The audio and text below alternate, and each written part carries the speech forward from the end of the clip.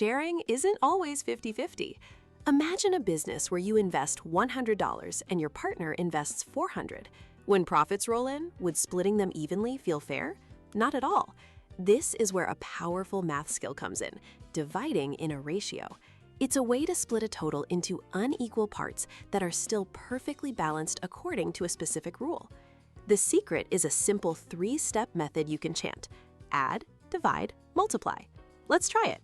Share $60 between Sam and Joe in a ratio of 1:2.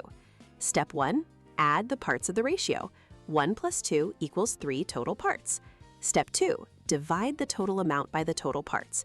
$60 divided by 3 gives us $20 per part. This is the value of a single share. Step 3, multiply. Now give each person their shares. Sam gets 1 part, so 1 times 20 is $20. Joe gets 2 parts, so 2 times 20 is $40. Always do the final check. 20 plus 40 equals 60. Perfect. This method works for almost anything, but watch for a common trap: different units. If you need to cut a 2-meter ribbon in a 1:3 ratio, don't divide 2 by 4. First, convert to a smaller unit. 2 meters is 200 centimeters.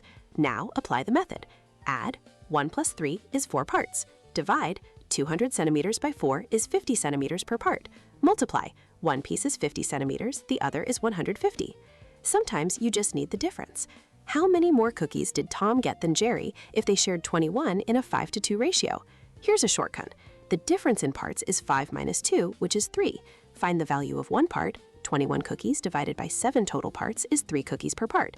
Now just multiply the difference in parts by that value. 3 times 3 is 9. Tom got 9 more cookies. So remember the chant: add, divide, multiply. It's the key to making an unequal split perfectly fair.